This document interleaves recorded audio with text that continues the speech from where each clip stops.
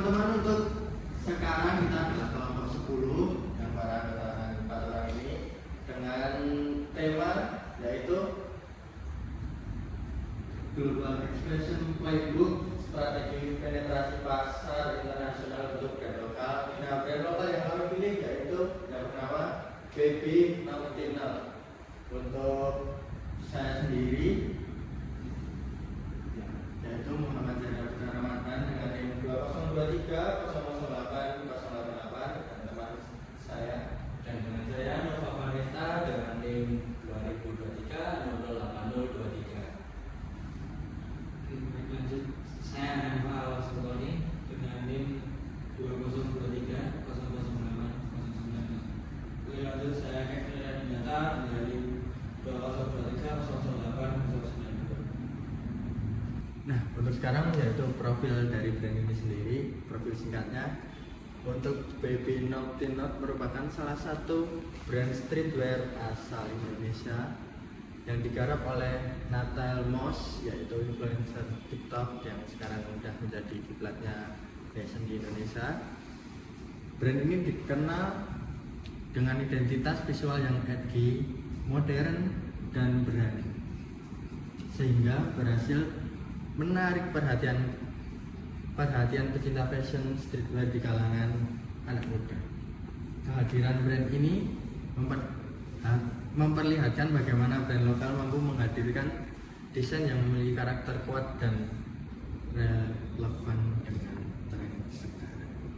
Untuk komunitas fashion didirikan yang tadi, targetnya yaitu anak muda dan pecinta streetwear tentunya. Keunggulannya identitas kuat, produk eksklusif, dan juga komunitas pelanggan loyal. Untuk selanjutnya kita masuk expert plus assessment. Untuk yang pertama yaitu kapasitas produk yang memiliki penilaian cukup siap. Baby Nocturnal ini dikenal sebagai brand streetwear yang mengusung konsep limited release atau produk dalam jumlah terbatas. Jadi strategi ini bertujuan untuk menjaga eksklusivitas produk dan meningkatkan minat konsumen. Untuk yang kedua yaitu modal, nilainya cukup siap karena dalam melakukan ekspor perusahaan memerlukan modal yang cukup untuk mendukung berbagai kebutuhan seperti peningkatan produksi, pengemasan, biaya logistik, promosi, dan lain-lain. Yang ketiga yaitu keunikan produk. Untuk penilaiannya sangat siap karena brand ini memiliki salah satu faktor penting dalam persaingan global, yaitu keunikan produk atau identitas visual yang kuat melalui desain yang bergaya edgy, modern, dan mengikuti perkembangan budaya streetwear di manapun itu. Selanjutnya kita masuk pada analisis lingkungan makro. Selanjutnya ada politik. Singapura memiliki kondisi politik yang stabil dengan tingkat keamanan yang tinggi serta kebijakan perdagangan yang mendukung aktivitas bisnis internasional. Hubungan dengan dagang antar Indonesia dan Singapura juga sangat baik melalui kerjasama regional ASEAN, sehingga hambatan perdagangan relatif rendah. Stabilitas politik ini memberikan kapasitas bagi pelaku usaha dalam menjalankan kegiatan ekspor. Di sini politik ada dua, analisisnya ada dua, yaitu stabilitas politik tinggi, lalu kedua ada hubungan dagang Indonesia Singapura sangat baik. Selanjutnya kita masuk ke ekonomi. Singapura merupakan salah satu negara dengan pendapatan per kapita tertinggi di dunia. Masyarakatnya memiliki daya beli yang tinggi terhadap produk fashion premium maupun streetwear. Di sini ekonomi terdapat dua analisis, yaitu pendapatan per kapita tinggi, daya beli masyarakat kuat. Yang ketiga, pasar fashion berkembang. Selanjutnya kita masuk ke sosial. Mayoritas konsumen muda di Singapura mengikuti perkembangan tren fashion global, termasuk budaya streetwear. Mereka aktif menggunakan media sosial sebagai referensi gaya berpakaian dan cenderung menyukai produk dengan desain unik serta memiliki identitas merek yang kuat. Di sini analisisnya ada minat terhadap streetwear tinggi, konsumen menyukai desain unik. Yang ketiga ada media sosial mempengaruhi keputusan pembelian. Selanjutnya ada teknologi. Singapura memiliki infrastruktur digital yang sangat maju dengan tingkat penetrasi internet yang tinggi. Selanjutnya ada environmental atau lingkungan. Masyarakat Singapura semakin peduli terhadap isu keberlanjutan dan produk yang ramah lingkungan. Analisisnya ada dua, yaitu konsumen mulai peduli sustainable fashion. Selanjutnya ada peluang menggunakan kemasan ramah lingkungan. Selanjutnya kita masuk ke legal atau hukum. Singapura memiliki regulasi impor yang jelas dan transparan. Produk fashion yang masuk harus memenuhi ketentuan mengenai perlabelan, perlindungan merek dagang, serta prosedur perlabelan. Di sini analisisnya ada tiga, yaitu regulasi impor jelas, perlindungan merek dagang kuat, wajib memenuhi standar perlabelan produk. Oke, selanjutnya strategi masuk pasar. Yang pertama ada alternatif entry model, yang pertama direct exporting, indirect exporting, licensing, joint venture, franchising. Namun metode yang dipilih oleh Baby Naughty Not yaitu direct exporting.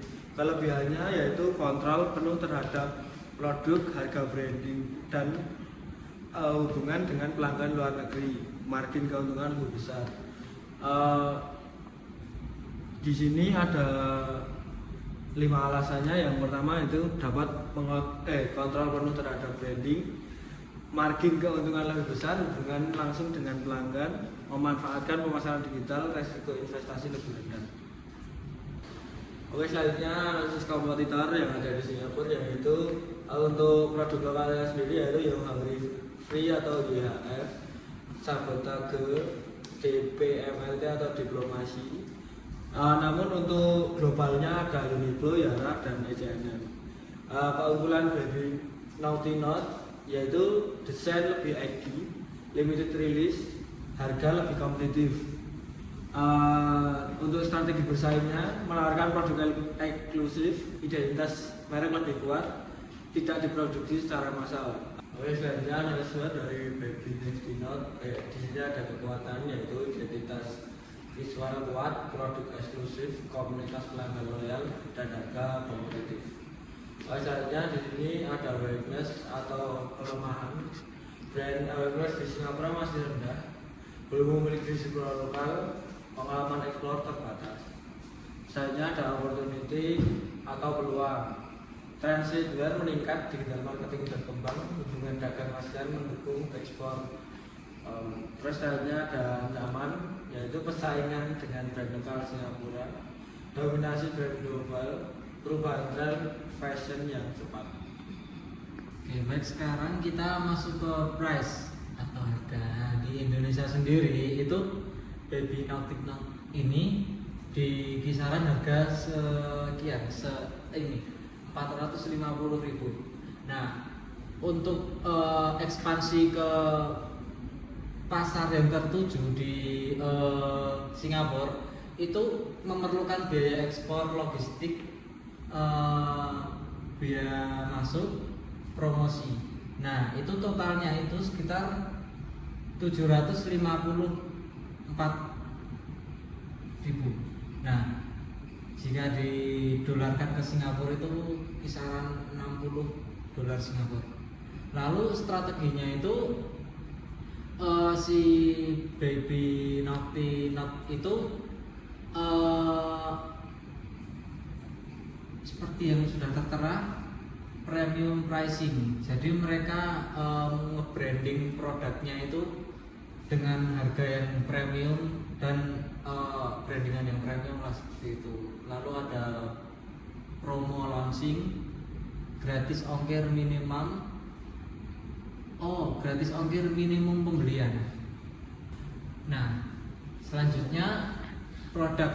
Nah, di sini itu strategi brand tersebut atau brand Baby Naughty Not itu menggunakan standarisasi, namun juga mengkolaborasikan dengan adaptasi. Nah, standarisasinya ini itu desain produknya, lalu logo, lalu ada identitas merek dan kualitas bahan. Lalu adaptasinya yang diadaptasi itu ada label sudah berbahasa Inggris, lalu sales chart internasional, informasi material, kemasan premium dan ramah lingkungan, lalu yang terakhir label made in Indonesia. Nah, selanjutnya Flash.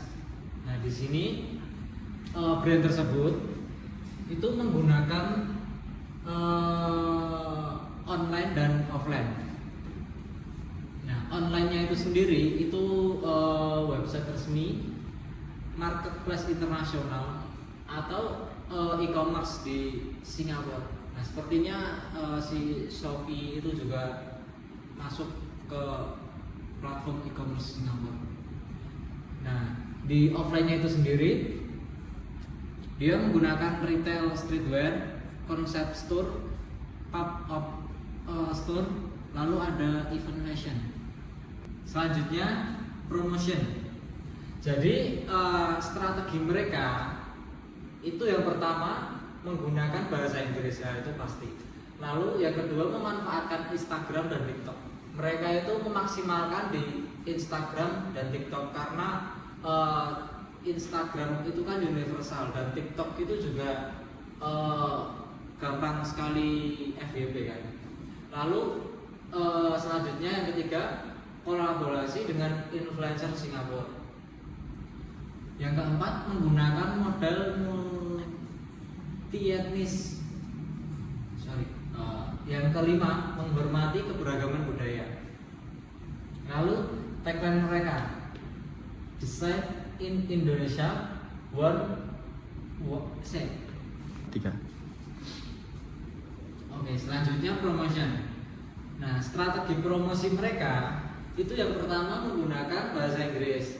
Lalu yang kedua memanfaatkan Instagram dan TikTok, memaksimalkan media sosial tersebut. Karena Instagram dan TikTok ini sangat gampang sekali untuk menaikkan branding. Lalu kolaborasi dengan influencer Singapura. Yang keempat menggunakan modal multi etnis. Yang kelima menghormati keberagaman budaya. Lalu tagline mereka Design in Indonesia, worldwide. Lalu kampanyenya urban culture without borders.